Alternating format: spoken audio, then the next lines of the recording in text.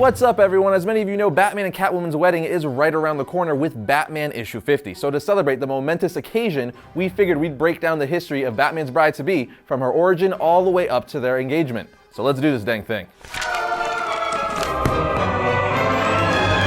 Catwoman was created by Bill Finger and Bob Kane and first appeared in Batman issue 1 in June of 1940, making her one of the villains that has been around since Batman's early years. In fact, her debut is in the same issue that Joker made his. Having said that, Hugo Strange has them both beat, holding the title of Batman's first supervillain. Anyway, Catwoman was partially inspired by 1930s actress Jean Harlow, as both Finger and Kane wanted to give their Batman comics some sex appeal.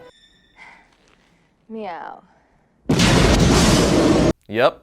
Just like that. But that's not the only reason they wanted to introduce Selina Kyle. They also thought she would bring in a female audience, so they made her a romantic interest for the Bat, who at the same time was a friendly foe. She was literally meant to be a love interest who also challenged Batman, all the while he would try to reform her from her life of crime. Now you may be asking, where did they come up with the cat gimmick? Was it just a cheesy play on the fact that she was a cat burglar? I'm sure that had something to do with it, but here's a quote from Bob Kane himself explaining how the Catwoman persona came about. He said, "I felt that women were feline creatures and men were more like dogs. While dogs are faithful and friendly, cats are cool, detached, and unreliable. I felt much warmer with dogs around me. Cats are as hard to understand as women are. Men feel more sure of themselves with a male friend than a woman. You always need to keep women at an arm's length. We don't want anyone taking over our souls, and women have a habit of doing that. So there's a love-resentment thing with women." He goes on to say, "I guess women will feel that I'm being chauvinistic to speak this way, but I do feel that I've had better relationships with male friends than women. With women, once the romance is over, somehow they never remain my friends." Needless to say, that's not at all how Catwoman is framed in comics today,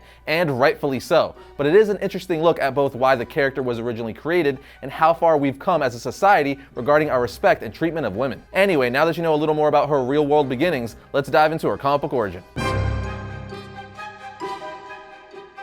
Catwoman has had many different retellings of her origin over her 75 plus years of existence, but I'm primarily going to stick to the events that took place in Catwoman Secret Files and Origins issue 1 and her 0 issue of her 1993 self-titled comic. Selina Kyle had a pretty rough childhood, to say the least. Her mother didn't like her and would rather hang out with her cats, and her father was physically abusive and a drunk. So to stay away from her crappy home life as much as she could, she did gymnastics in her spare time. One day when Selina came home from school, she went to the bathroom only to find her mother lying in a tub filled with blood. Her mom had apparently committed suicide by slitting her wrists. But the tragedy doesn't end there. Selina's father then began to hate Selina because she looked so much like her mother. And being the drunk he was, he eventually drank himself to death. Selina called the police saying, "911, my daddy died, just like my mama. Now I'm alone." The lady on the other end asks where Selina is and tells her she needs her address. But Selina just hangs up and packs her bag, telling her cats, "Don't expect me to come home to you, kitties. I've learned my lessons. But the door's open. You're free if you want to be."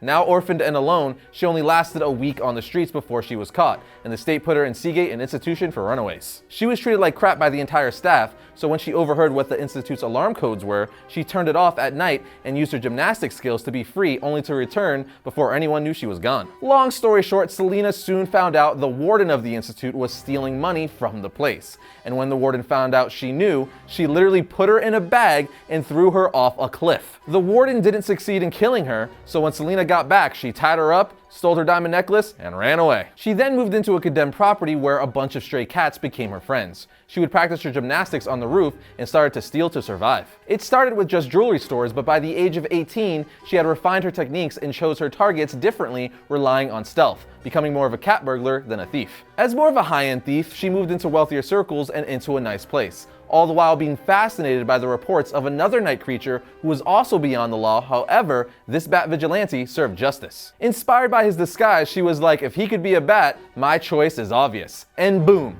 Catwoman was born. Originally, Catwoman only preyed on criminals, but eventually she took whatever she wanted wherever she found it, which of course led into many run-ins with Batman. But now it's time for story arcs and publication history.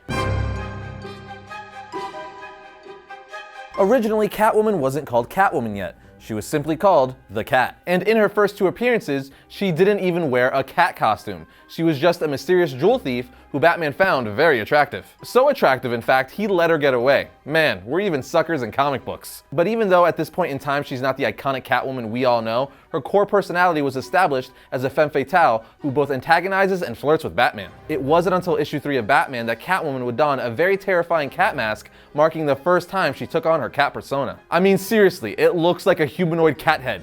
It's terrifying. Several issues later in Batman 62, we find out that Catwoman was a flight attendant with amnesia who became a criminal after suffering a blow to the head during a plane crash. After coming and going a couple more times, including a final appearance in Detective Comics 211 in 1954, Catwoman disappeared from comic pages for 12 years until she finally reemerged in 1966. And the reason for her over a decade-long absence was mostly due to the developing Comics Code Authority's rules for the portrayal of female characters, which started in 1954. The 70s gave us an Earth 2 Catwoman, which at the time was DC's home for Golden Age superheroes. Here, Selina Kyle was reformed, and get this, married Bruce Wayne. Sounds a bit familiar to current events, doesn't it? Anyway, once married, the couple had a child, Helena Wayne, who later became this world's Huntress. This Golden Age/Earth 2 Selina Kyle eventually dies in the late 1970s in DC Superstars issue 17 after being blackmailed by a criminal. The 70s was a weird time for Catwoman with the whole Earth 2 thing and then another version of Catwoman that committed murder, something no other version of Catwoman would ever do. So DC put this 70s Catwoman on Earth B, which is basically an Elseworlds Earth. It's all a bit confusing, but as I tend to say from time to time, welcome to the world of comics. But now let's jump into the modern era of Catwoman, as that's the iconic version of her most of us love. In 1987, Frank Miller gave us a revised Catwoman origin in Batman Year One. In his version, she works as a dominatrix. Yeah, definitely not PG, but definitely Frank Miller. She does this, however, to survive, but she wants to break away from her abusive pimp, who just so happens to be her former boyfriend. She eventually begins to study self-defense and martial arts. Selina's teacher then inspires her to become something more than what she has been, and she realizes that prostitution is not a life for her. This, of course, puts her down the path to become Catwoman.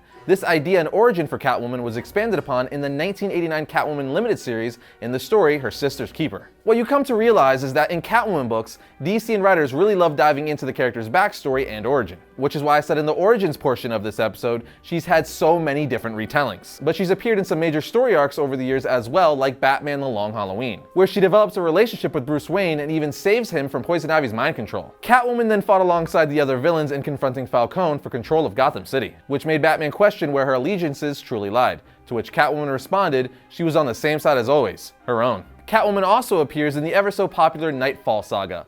In it, one of Bane's henchmen approaches her while robbing a house. Bane asks her to work for him, but she's all like, nah, I'm good, as she's disgusted by the man who broke the bat. That's her boo no matter how dysfunctional their relationship is. She's also in the Batman Night Quest story, where Azrael had taken over as the new Batman. But Selina knew better and was one of the few who was like, that Batman is an imposter. She also appears in one of the most fan-loved Batman stories ever, Batman Hush. Batman Hush is one of the stories that best sums up Batman and Catwoman, or Bruce and Selina's relationship over the years. It really shows how much the two care about each other, and it's where we get that super iconic scene of Batman and Catwoman making out on top of Gotham rooftops. But even though you can tell the two really care about each other and even love one another, in the end Batman is the detective and a knight for justice, and he just can't seem to trust Catwoman, leading to them breaking up at the very end of the story. Another thing I have to at least mention is that Catwoman is a founding member of Gotham City Sirens, and as we all know, this team is currently in development for getting its own live-action movie. But skipping several things here and there for the sake of getting more current,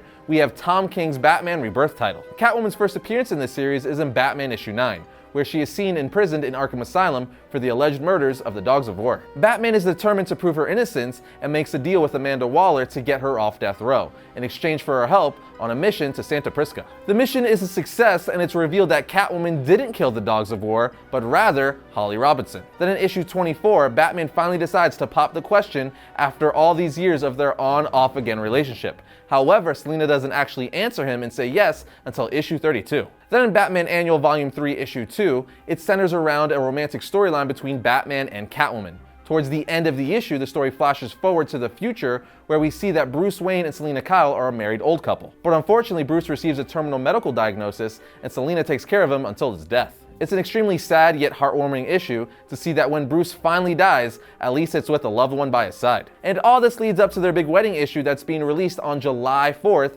in Batman issue 50, which of course we're going to cover for you guys as it's such a big event. But now on to powers and abilities.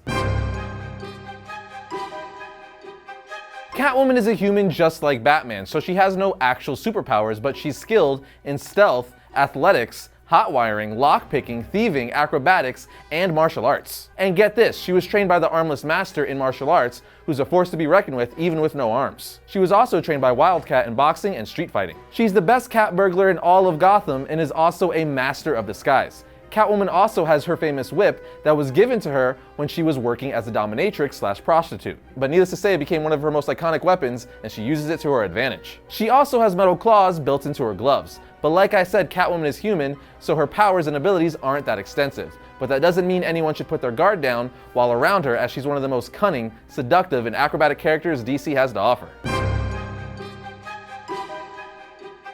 If you're looking for some Catwoman reading recommendations, read Catwoman's '93 title, Batman Hush, Catwoman Year 1, Batman Year 1, and Catwoman When in Rome.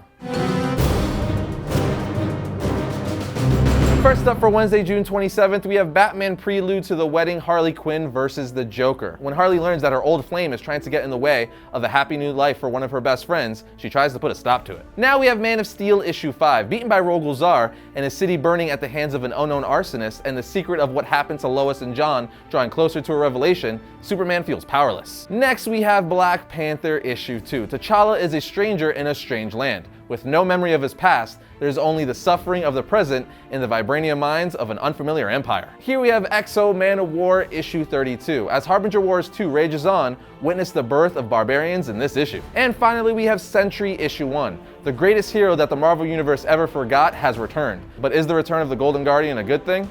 And that's going to bring another episode of Variant to a close, but remember to check us out on all of our social media, like our Instagram, our Facebook, our Twitter, and our website. All the links for that are in the description below. And be sure to subscribe if you like the channel and hit the bell next to it so you're notified whenever we upload a new video. But I'll see you guys next time when I talk about all things comics.